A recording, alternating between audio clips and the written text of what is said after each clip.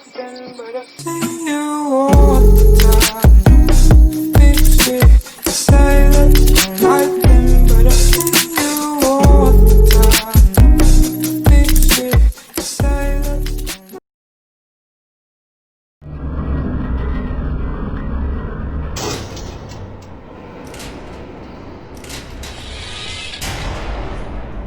All right, let's get started. This first test involves something the lab boys call repulsion gel. You're not part of the control group, by the way. You get the gel. Last poor son of a gun got blue paint. All joking aside, that did happen. Broke every bone in his legs. Tragic, but informative. Or so I'm told.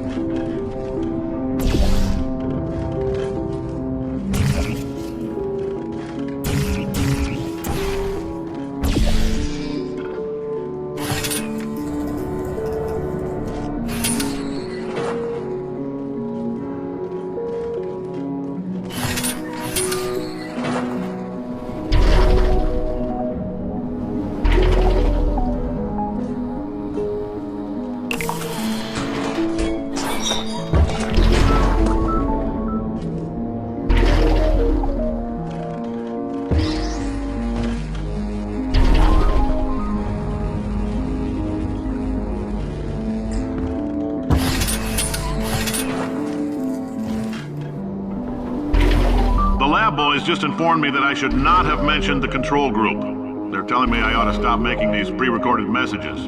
That gave me an idea. Make more pre-recorded messages. I pay the bills here, I can talk about the control group all damn day.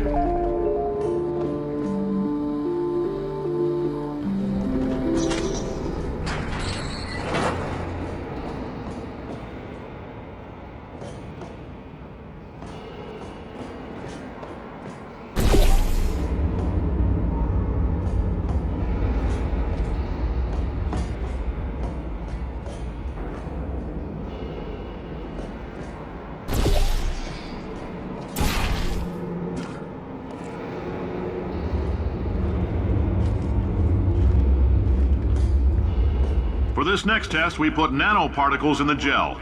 In layman's terms, that's a billion little gizmos that are going to travel into your bloodstream and pump experimental genes and RNA molecules and so forth into your tumors. Now, maybe you don't have any tumors. Well, don't worry. If you sat on a folding chair in the lobby and weren't wearing lead underpants, we took care of that too.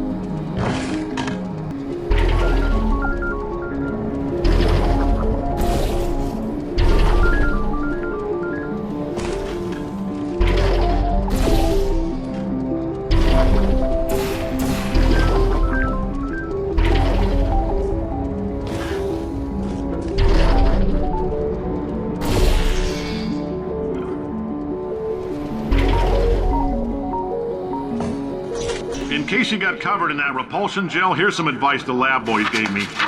Do not get covered in the repulsion gel. We haven't entirely nailed down what element it is yet, but I'll tell you this, it's a lively one, and it does not like the human skeleton.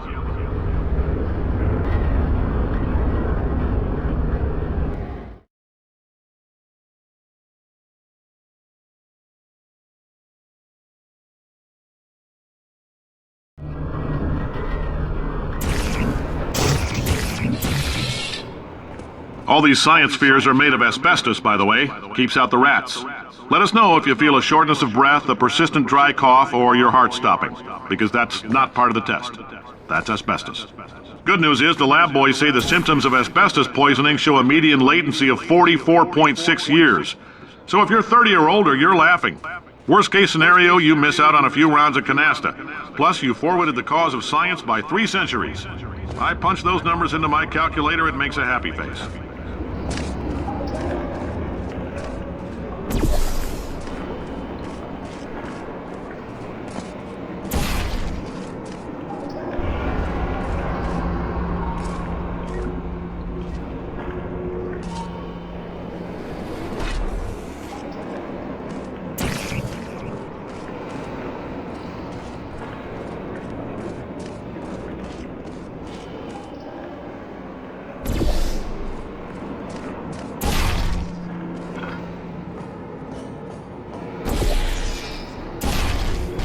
I like your style. You make up your own rules, just like me.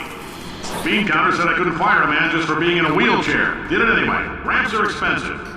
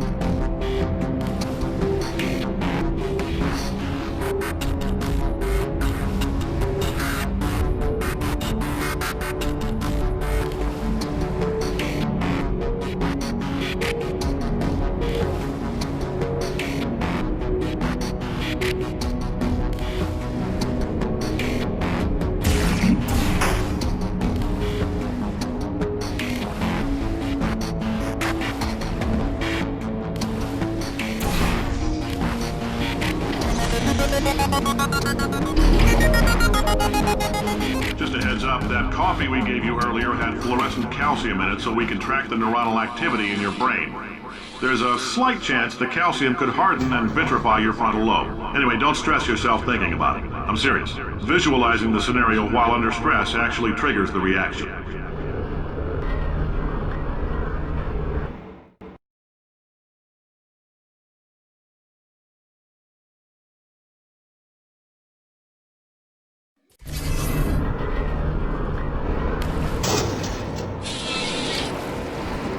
Now, if you're part of control group Kepler-7, we implanted a tiny microchip about the size of a postcard into your skull. Most likely you've forgotten it's even there. But if it starts vibrating and beeping during this next test, let us know. Because that means it's about to hit 500 degrees, so we're going to need to go ahead and get that out of you pretty fast.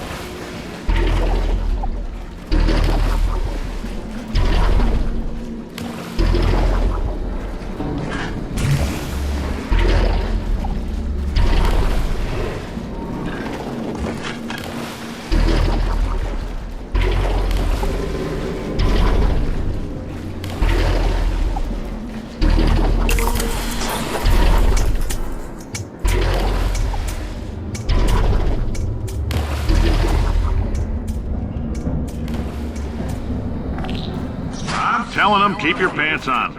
All right, this next test may involve trace amounts of time travel. So, word of advice, if you meet yourself on the testing track, don't make eye contact. Lab boys tell me that'll wipe out time. Entirely. Forward and backward. So, do both of yourselves a favor and just let that handsome devil go about his business.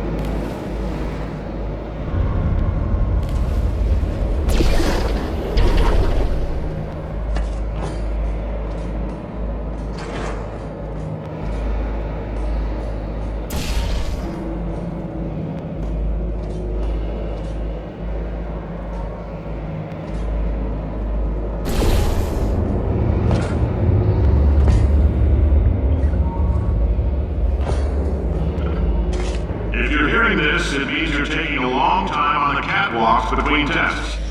The lab boys say that might be a fear reaction.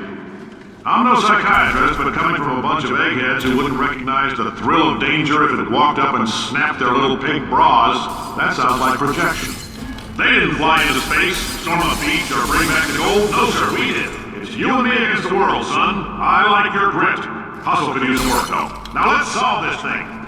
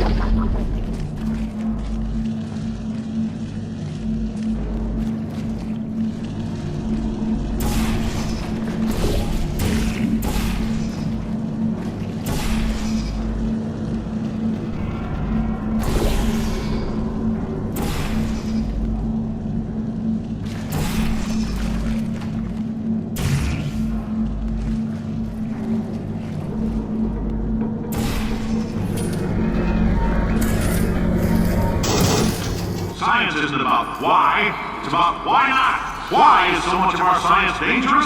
Why not marry safe science if you love it so much? In fact, why not invent a special safety door that won't hit you on the butt on the way out because you are fired? Now you test subject, you're doing fine. Yes, you, box your stuff, out the front door, parking lot, car, goodbye.